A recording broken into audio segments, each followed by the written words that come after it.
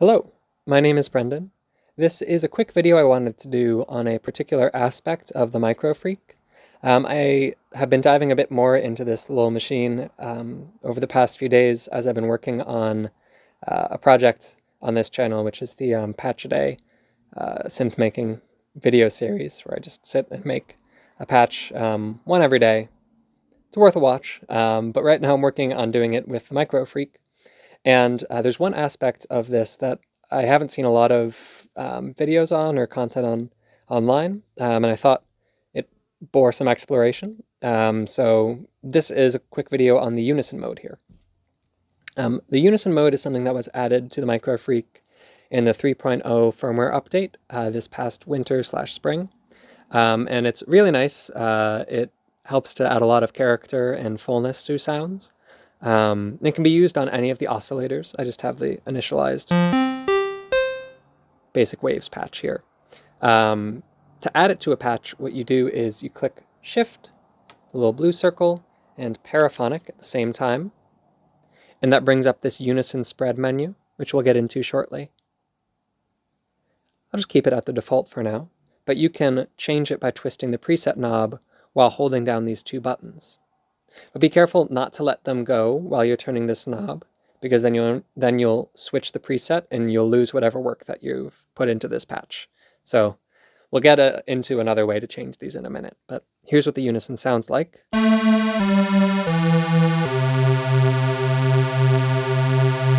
You'll see it already has sort of a nice chorusing effect that makes it sound a lot like the Supersaw oscillator that's on the Microfreak. And that's basically what that oscillator does, is that it just detunes a couple copies of the initial note by a certain amount to sort of give a sense of, fullness, and as if multiple instances were playing at the same time. Like if you think of an orchestra, a violin section, for example, that are all playing the same note, but maybe at slightly different positions on the neck of the violin, so that they're slightly out of tune with each other, but in a way that, still works together to create one cohesive sound. It just adds some fullness and richness to it. So as I said, you can do this on any of the oscillator types.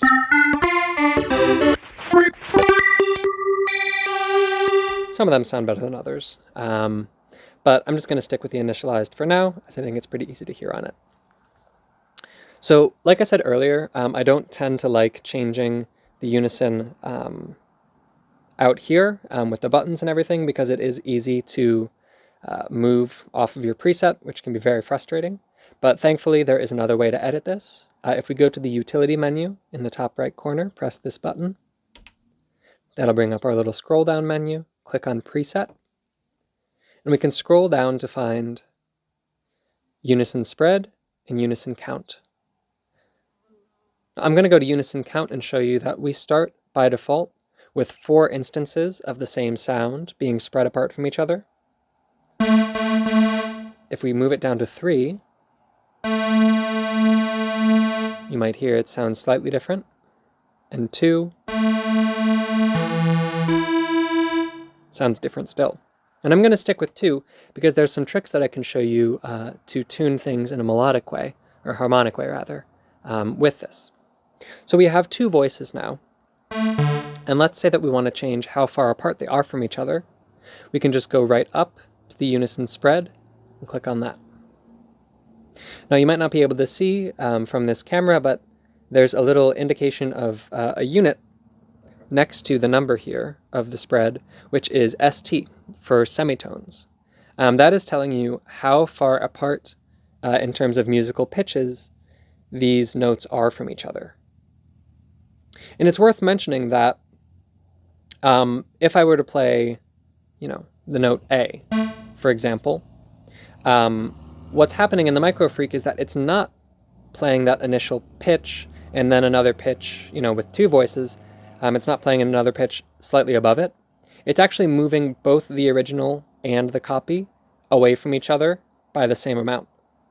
So that if I set it to 1 semitone,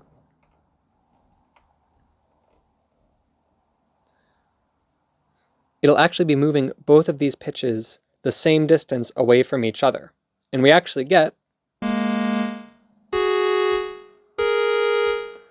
not an especially beautiful sound, but that is a major second. And I made a little chart here. Both of these notes are now not one semitone away from each other, but they're both one semitone away from the starting pitch. So that actually means that they are two semitones away from each other. This A plays an A flat and a B flat, or an A sharp if that helps to think of it. So I tend to think of the starting note as like the fulcrum, and then the unison spread, it moves them whatever distance is written, it moves the notes that far away from the starting pitch. So we can get all sorts of harmonies by doing this. So a common one that you might want to make use of is a perfect fifth, which you can get to by setting the semitone to 3.5. And unfortunately, you can't set it to exactly 3.5 on the Microfreak. It's just a quirk of the way that you scroll through numbers on here. It's difficult to get to that exact number, but you can get to 3.492 or 3.513, which are close enough.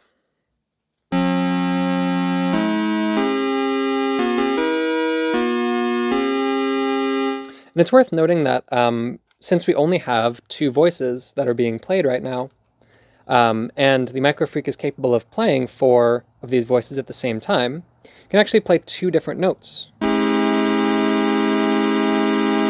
that are both tuned to separate fifths. So you can make chords really easily by just setting up that unison spread and then playing 2 notes at the same time.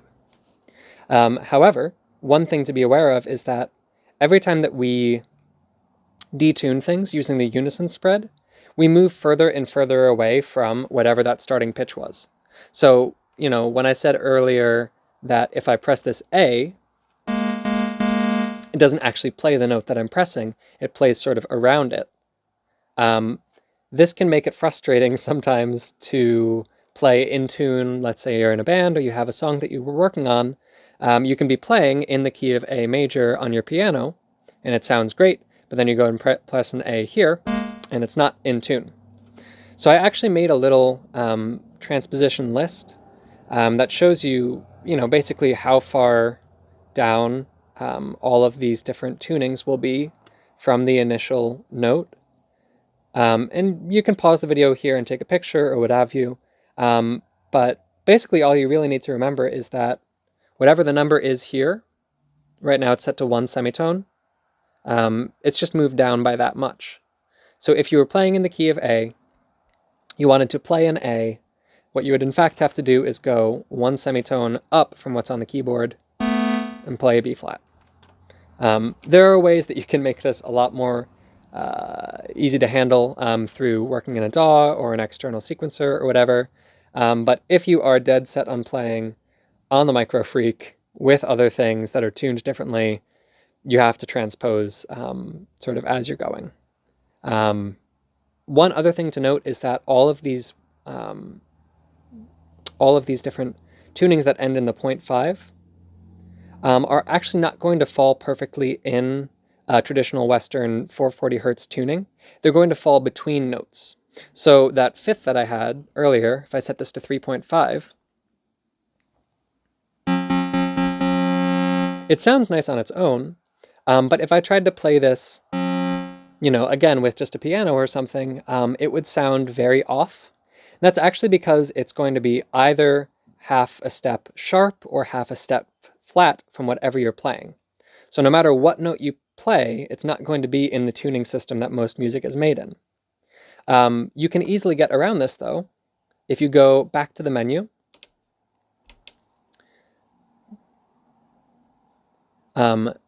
Just in the regular utility menu, you can scroll down to Master Tuning, go down to Cent Offset, and you can scroll up and make it 50 cents, or down 50 cents. It's just going to change what key you end up having to play in. It's not a huge deal either way, but now it is going to be in tune with a traditional 440 hertz tuning system. But I'm going to get that back for now. You can also make 3-note chords with this. I think there's only a couple different intervals that it really works well for. So we can go back to Unison Count. If we make that 3 now, we can go back to Unison Spread. I find, again, that the even notes tend to work better, or the even semitones tend to work better on this. So if we go to, let's say, 4 semitones, for example,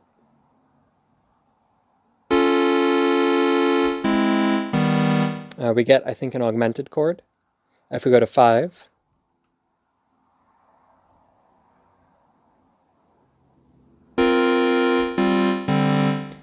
we get basically 3 stacked fourths, which can sound really beautiful as, I have a couple patches where I'll just sort of set up a basic little pad.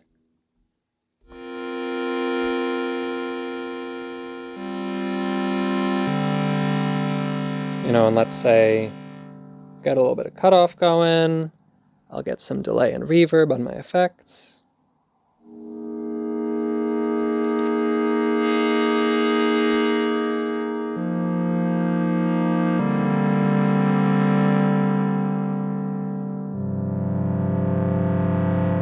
And that's all just from having to play one note. And of course, you can set this up now in any of the other oscillator modes. So if I wanted to,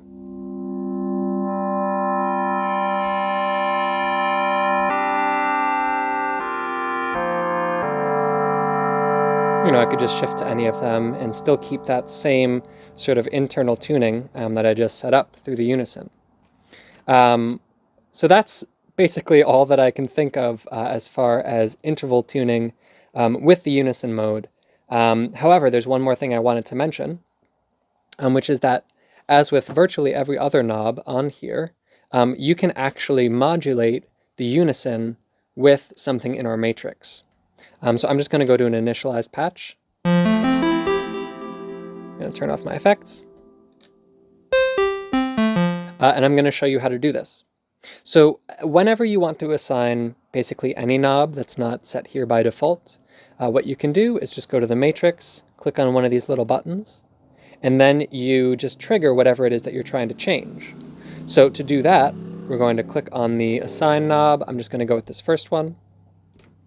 And then we'll click the shift button here and paraphonic. And now you can see it says Unison Spread as our destination.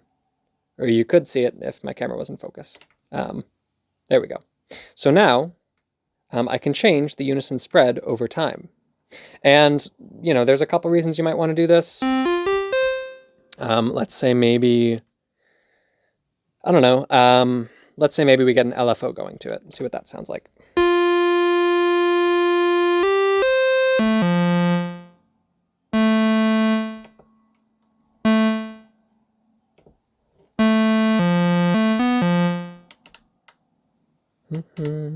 There we go.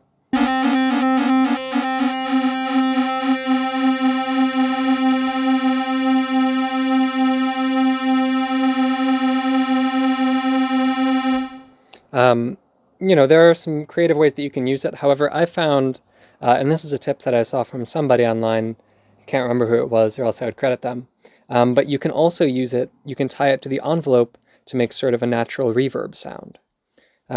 So let's set this to say, I'm going to say, 0.2 semitones. It'll be very noticeable. But rather than starting with all that unison, I want it to only come in at the very tail end of the sound. So that it sounds basically like it's, it's more or less the sound, reverberating and getting a bit warped in a space as it goes on. So I'm going to go to the envelope here, and I'm going to tie that to that unison assigned, position here. But rather than doing it in the positive, I want to have it start negative and then make its way back to the set position that I had. And so let's say that this is going to be just like, a long plucked sound.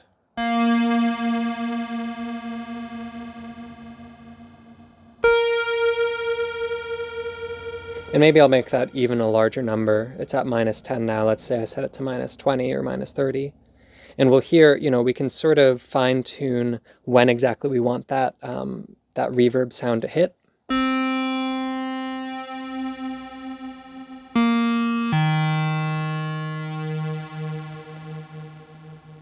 Of course, if we get, say, a delay and reverb on that,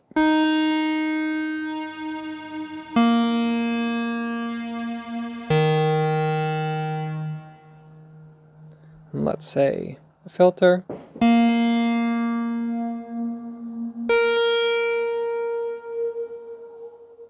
can add a really beautiful bit of depth and sort of darkness to the sound that I think is really wonderful. And I'm sure there are lots of ways that you can use, assigning the unison in ways that I haven't even thought of yet. Perhaps you'll see them in my Patch a Day series. But yeah, that for right now is all that I can say and all that I know about the Microfreak Unison. Here, if you want it, is that little chart one more time. These starred ones are ones that I think tend to sound better, or tend to sound pretty good with 3 voices. But absolutely explore and see what you can come up with. I think this is a pretty powerful addition to the Microfreak, and I hope this helps you in whatever work that you make.